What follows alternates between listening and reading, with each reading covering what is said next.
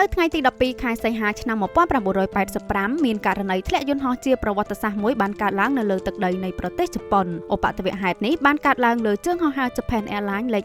123ដែលមានផ្ទុកមនុស្សយ៉ាងច្រើនធ្វើដំណើរក្នុងឱកាសបុណ្យប្រពៃណីមួយរបស់ប្រជាជនជប៉ុនក្រោយការហោះហើរឡើងបានតែ12នាទីការផ្ទុះដ៏ខ្លាំងមួយបានកើតឡើងនៅផ្នែកខាងក្រោយដែលធ្វើឲ្យអ្វីៗប្រែជាច្របូកច្របល់មួយរំពេចក្រុម pilot នៃជើងហោះហើរនេះបានព្យាយាមយ៉ាងខ្លាំងដើម្បីស្រោចស្រង់យន្តហោះរបស់ពួកគេតែទីបំផុតបន្ទាប់ពីប្រឹងប្រែងអស់រយៈពេល32នាទីមិនបានផលយន្តហោះក៏ត្រូវបានធ្លាក់នៅលើភ្នំមួយចម្ងាយតែ100គីឡូម៉ែត្រប៉ុណ្ណោះពីទីក្រុងតូក្យូមនុស្សនៅលើយន្តហោះត្រូវបានបាត់បង់ជីវិតស្ទើរតែទាំងអស់ហើយមានមនុស្សតែ4នាក់ប៉ុណ្ណោះក្នុងចំណោមអ្នកដំណើរទាំង524នាក់ដែលបានរួចរស់ជីវិតពីហេតុការណ៍ដ៏អាក្រក់មួយនេះជាការធ្លាក់យន្តហោះតែមួយគ្រឿងដែលបានសម្លាប់មនុស្សច្រើនបំផុតក្នុងប្រវត្តិសាស្ត្រវិស័យអាកាសចររបស់ពិភពលោកចង់ដឹងថាតើមានរឿងអ្វីខ្លះបានកើតឡើងលើជើងហោះហើរនេះ Miss Pilot KX នឹងលម្អិតនៅក្នុងវីដេអូនេះ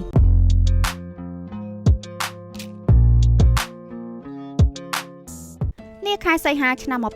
1985ក្នុងឱកាសបុណ្យប្រពៃណីមួយរបស់ប្រជាជនជប៉ុនឈ្មោះថាអូបុនមនុស្សម្នាបានសម្រុកធ្វើដំណើរទៅស្រុកកំណើតដើម្បីជួបជុំបងប្អូនក្រុមគ្រួសារសាច់ញាតិការធ្វើដំណើរនៅជប៉ុនពេលនោះគឺពេញនិយមបំផុតនៅការធ្វើដំណើរតាមផ្លូវអាកាសពីព្រោះតែវាមានភាពលឿនរហ័សនិងតម្លៃសមរម្យដែលនោះបានធ្វើឲ្យប្រលានយន្តហោះធំៗក្នុងទីក្រុងតូក្យូមានភាពមមាញឹកយ៉ាងខ្លាំងក្នុងចំណោមនោះប្រលានយន្តហោះ Haneda ជើងហោះហើររបស់ក្រុមហ៊ុន Japan Airlines លេខ123គឺកំពុងទទួលបានអ្នកដំណើរជាច្រើនផងដែរគឺស្ទើរតែគ្រប់កៅអីទាំងអស់ចំនួន509នាក់ធ្វើដំណើរពីទីក្រុងតូក្យូទៅទីក្រុងអូសាកាដោយសារតែតម្រូវការធ្វើដំណើរខ្ពស់នេះជាស្កេតយូលហោះហើរជើងទី5ទៅហើយរបស់យន្តហោះនេះក្នុងចំណោមគម្រោងហោះហើរចំនួន6ជើងរវាងទីក្រុងធំៗក្នុងប្រទេសជប៉ុនបន្ទាប់ពីអ្នកធ្វើដំណើរទាំងអស់ឡើងយន្តហោះរួចរាល់នៅម៉ោង 6:12 នាទីល្ងាចជើងហោះហើរលេខ123ក៏ត្រូវបានអនុញ្ញាតឲ្យហោះហើរឡើងសម្ដៅប្រលានយន្តហោះអ៊ីតាមីរបស់អូសាកាដែលនឹងប្រើប្រាស់រយៈពេលតែ54នាទីប៉ុណ្ណោះការហោះហើរនេះដឹកនាំដោយកាពីតែនម៉ាសាមិតាកាហាម៉ាវ័យ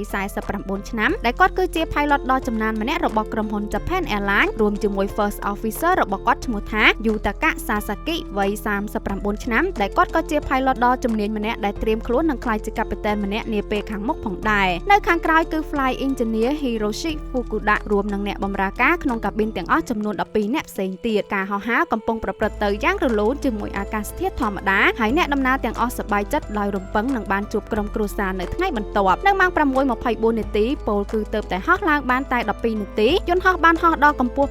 24,000 ហ្វីតនៅលើតំបន់ Sagami Bay ហើយខណៈពេលដែលយន្តហោះបន្តហោះឡើងកាន់តែខ្ពស់ស្រាប់តែតំបន់ផ្នែកកន្ទុយក្រោយបានផ្ទុះឡើងយ៉ាងខ្លាំងដែលធ្វើឲ្យអ្វីៗប្រែជាច្របូកច្របល់មួយរំពេចការផ្ទុះបានធ្វើឲ្យកាប៊ីនអ្នកដំណើរមិនអាចទប់សម្ពាធបាននោះទេហើយអុកស៊ីហ្សែនក៏ចាប់ផ្ដើមលេចចេញទៅខាងក្រៅភ្លាមៗប្រព័ន្ធម៉ាស់អុកស៊ីហ្សែនស្វ័យប្រវត្តិក៏បានធ្លាក់មករួចអ្នកដំណើរទាំងអស់ក៏ស្រវេស្រវាពាក់វាដើម្បីដកដង្ហើមចំណែកក្នុងបន្ទប់បញ្ជាឯនេះវិញស្ថានភាពគឺចាប់ផ្ដើមតានតឹងបំផុតប្រព័ន្ធបញ្ជារបស់យន្តហោះដែលប្រើប្រាស់ប្រព័ន្ធ hydraulic ត្រូវបានកាត់ផ្ដាច់ហើយការបញ្ជាផ្សេងៗរបស់ pilot ហាក់មិនមានប្រសិទ្ធភាពអ្វីនោះឡើយយន្តហោះចាប់ផ្ដើមងើបឡើងមុជចុះរេឆ្វេងរេស្ដាំដែលក្រុម pilot មិនអាចធ្វើអ្វីបានដើម្បីបញ្ឈប់វាបានទេក្រុម pilot បានប្រកាសអាសន្នទៅអ្នកគ្រប់គ្រងដែនអាកាសនិងបានស្នើសុំបកត្រឡប់ក្រោយទៅប្រលានយន្តហោះ Haneda វិញហើយអ្នកបញ្ជាដែនអាកាសក៏អនុញ្ញាតដោយសារតែប្រព័ន្ធបញ្ជាត្រូវបានខូចខាតការព្យាយាមរបស់ pilot ហាក់មិនបានផលអ្វីនោះទេយន្តហោះនៅតែបន្តហោះវិលវល់ទាំងគ្មានទិសដៅក្បែរទីក្រុងតូក្យូដដែលអ្នកបញ្ជាដែនអាកាសបានផ្ដល់ជម្រើសប្រលានយន្តហោះផ្សេងៗជាច្រើនដល់ក្រុម pilot តែកាពីតែននៅតែព្យាយាមហោះហើរទៅប្រលានយន្តហោះ Haneda វិញដដែលដោយសារតែគាត់គិតថាប្រលានយន្តហោះនោះមានក្រុមការងារនិងឧបករណ៍គ្រប់គ្រាន់ដើម្បីជួយសង្គ្រោះគាត់ក្នុងគ្រាដ៏គ្រោះថ្នាក់នេះចំណែកឯអ្នកដំណើរនៅកាប៊ីនខាងក្រោយឯនេះវិញភាពភ័យខ្លាចនឹងស្ថានភាពច្របូកច្របល់បានកើតឡើងពីពេញយន្តហោះហើយទន្ទឹមនឹងនេះអ្នកដំណើរខ្លះក៏បាត់បង់ស្មារតីដោយសារតែខ្វះអុកស៊ីហ្សែនអ្នកបម្រើការនៅលើយន្តហោះបានព្យាយាមផ្ដល់អុកស៊ីហ្សែនតាមដែលអាចធ្វើទៅបានរួចក៏បានទំនាក់ទំនងមកក្រុម pilot អំពីកង្វះខាតអុកស៊ីហ្សែនទាំងអស់នោះមិនយូរប៉ុន្មានសញ្ញាព្រមានស្វ័យប្រវត្តិក៏បានបន្លឺឡើងបញ្ជាក់ថា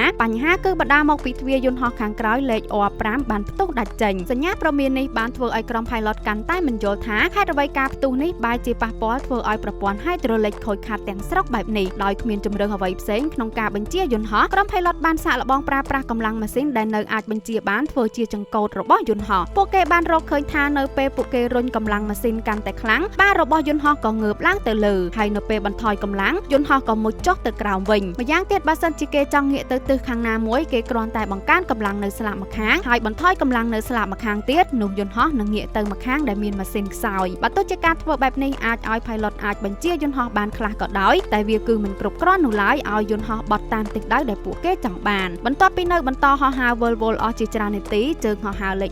123បានមកដល់តំបន់ភ្នំខ្ពស់ៗជាច្រើនដែលនេះគឺគ្រោះថ្នាក់បំផុតសម្រាប់យន្តហោះដែលកំពុងតែមិនអាចគ្រប់គ្រងបានការប្រឹងប្រែងគ្រប់មធ្យោបាយរបស់ក្រុម pilot រួមនឹងការព្យាយាមជួយរបស់អ្នកគ្រប់គ្រងដែនអាកាសរយៈពេល32នាទីពិតជាមិនអាចស្រោចស្រង់អ្វីបាននោះឡើយហើយទីបំផុតនៅម៉ោង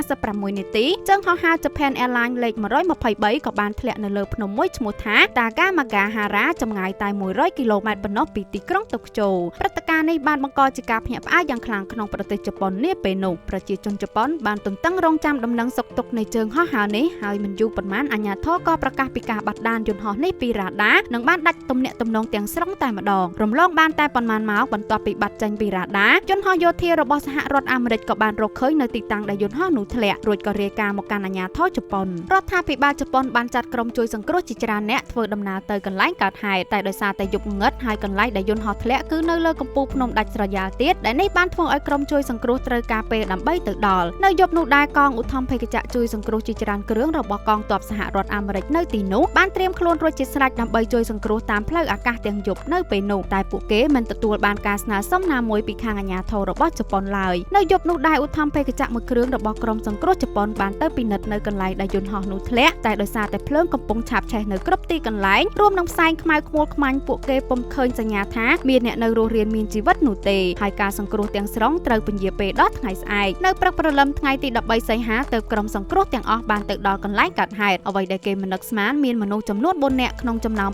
524នាក់នៅមានជីវិតនៅឡើយនេះជាឧបទ្ទវហេតុធ្លាក់យន្តហោះតែមួយគ្រឿងដែលសម្រាប់មនុស្សច្រើនបំផុតក្នុងប្រវត្តិសាស្ត្រវិស័យអាកាសចររបស់ពិភពលោកជនរងគ្រោះទាំង4នាក់ត្រូវបានក្រុមជួយសង្គ្រោះបញ្ជូនភ្លាមៗទៅមន្ទីរពេទ្យដែលនៅក្បែរនោះ Yumi Ochiai គឺជាអ្នកដំណើរម្នាក់ដែលនៅរស់រានមានជីវិតពីការធ្លាក់ដ៏អាក្រក់មួយនេះក្រោយការព្យាបាលនាងបាននិយាយរៀបរាប់ទាំងទឹកភ្នែកនៅអ្វីដែលបានកើតឡើងលើអ្នកដំណើរទាំងអស់ដែលធ្វើឲ្យប្រជាជនជប៉ុនហូរទឹកភ្នែកដោយមិនដឹងខ្លួន Yumi បានឲ្យដឹងថានៅយប់នោះបន្ទាប់ពីយន្តហោះបានធ្លាក់នាងបានឮសំឡេងមនុស្សជាច្រើនប្រហែលជាពី20ទៅ50នាក់បានស្រែកឡើងទាំងក្តីឈឺចាប់ដង្ហើយហៅឲ្យជួយពួកគេផងដែលសំឡេងនោះគឺនៅតែស្ថិតនៅក្នុងខួរក្បាលរបស់នាងនៅឡើយនាងបានបន្ថែមថាបន្តិចក្រោយមកនាងមានឮសំឡេងឧទ្ធម្ភាគចក្រមួយបានហោះនៅពីខាងលើយូមីបានគិតថាក្រុមជួយសង្គ្រោះបានមកដល់ហើយគ្រប់គ្នានឹងត្រូវបានជួយសង្គ្រោះតែមិនដូច្នេះឡើយឧទ្ធម្ភាគចក្រក៏ហោះចេញទៅវិញបន្តិចម្ដងរហូតដល់នាងលែងឮសំឡេងវាទៀតយូមីចង់ស្រែកហៅពួកគេត្រឡប់មកវិញតែនាងមិនអាចធ្វើអ្វីបាននោះទេយប់កាន់តែជ្រៅអាកាសធាតុព្រៃភ្នំនៅទីនោះក៏កាន់តែត្រជាក់សំឡេងអ្នកទាំងឡាយដែលនាងបានឮក៏បាត់ម្ដងមួយចាក់ចេញពីពិភពលោកនេះអ្វីដែលយូមីបាននិយាយហាក់បានបង្ហាញយ៉ាងច្បាស់ថាមានអ្នកដំណើរជាច្រើនបាននៅរស់បន្ទាប់ពីការធ្លាក់ដ៏អាក្រក់នេះហើយបើសិនជាការជួយសង្គ្រោះអាចធ្វើឡើងបានភ្លាមនៅយប់នោះ